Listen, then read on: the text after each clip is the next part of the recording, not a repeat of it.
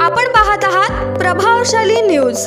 आता प्रत्येक बातमी असेल प्रभावशाली। हा खंबीरपणे नेहरूनगर वासियांनी निर्णय घेतलेला आहे आणि ठामपणे राहणार नाही। या ठिकाणी नेहरूनगरचं जे वैभव आहे कधी अडचणीमध्ये टाकणार नाही हे लक्षात घ्या आणि शासनाने याचा नेहमी विचार केला पाहिजे आणि जो निर्णय आहे तो मागे घेतला पाहिजे। या ठिकाणी नेहरूनगरचे वारवासी सातत्याने विरोध करत राहणार।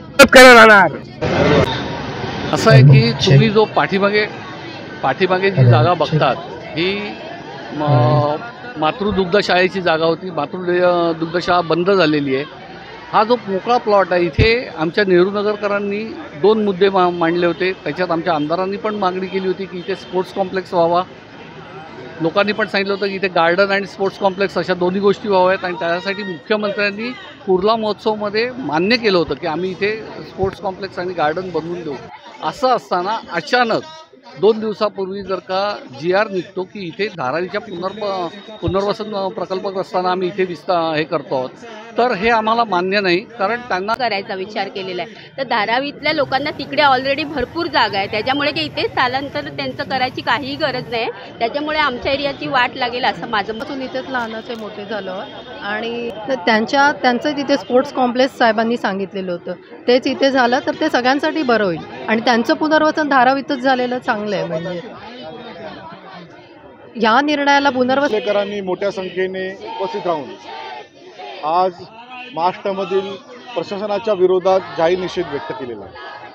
कुर्ल्यामधील बंद पडलेली डेअरी, या डेअरीच्या जागेवरती धारावीमधील होणाऱ्या प्रकल्पासाठी रहिवाशांचं पुनर्वसन आज ज्या ठिकाणी होण्याचा GR हा परवा निघाला आणि त्याचा निषेध व्यक्त करण्यासाठी आम्ही सर्व कुर्लेकर आज या ठिकाणी उपस्थित झालेलो आहोत। आणि त्याचबरोबर आमची सर्वांचीच मागणी आहे की धारावीमधल्या रहिवाशांचं पुनर्वसन त्याच ठिकाणी झालं पाहिजे। इतर या कुर्ल्यामधील डेअरी अस्तित्वाचा भाग आहे, मोकळा श्वास घेणारी जागा आहे। आज त्या ठिकाणी 800 ते 900 झाडं या ठिकाणी आहेत आणि त्याद्वारे जवळजवळ एक मोकळा श्वास आमचे कुर्लेकर त्या ठिकाणी घेत आहेत आणि म्हणून या ठिकाणी आमची मागणी गेल्या 3 वर्षापासून मागणी करत आहे।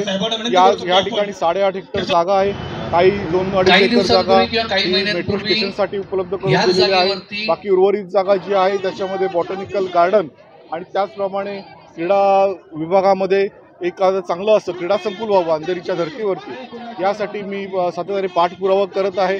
माननीय मुख्यमंत्री एकनाथ शिंदे साहेब यांनी सुद्धा मला शब्द दिलेला आहे की या ठिकाणी स्पोर्ट्स कॉम्प्लेक्स होणार, पण तरीसुद्धा शासनामधील काही सरकारी अधिकारी हे परस्पर जाहीररित्या अशा प्रकारचा असा हा GR काढून या आपल्या संपूर्णच गोष्टींची आम्हाला कुठल्याही प्रकारे विचारात न घेता, कुर्ल्यामधील लोकप्रतिनिधींना विचारत न घेता अशा प्रकारे GR काढत आहे आणि त्याचा निषेध करण्यासाठी आज या ठिकाणी उपस्थित झालेलो आहोत। आणि सगळ्यांनी निर्धारसुद्धा केलेला आहे की कुठल्याही परिस्थितीमध्ये आम्ही हे धारावीचा पुनर्वसन प्रकल्प पुनर्वसन या ठिकाणी होऊन देणार नाही आणि कुठल्याही परिस्थितीमध्ये ही मोकळी जागा आहे त्या ठिकाणी चांगल्या ठिकाणचे हे झाडं अशीच त्याचं संरक्षण राहतील आणि त्याचबरोबर या ठिकाणी बॉटॅनिकल गार्डन चांगल्या प्रकारे होईल, क्रीडा संकुल या ठिकाणी होईल। आणि म्हणूनच आम्ही सरकारकडे मागणी करत आहोत की कुठल्याही परिस्थितीमध्ये हा GR आपण रद्द करावा आणि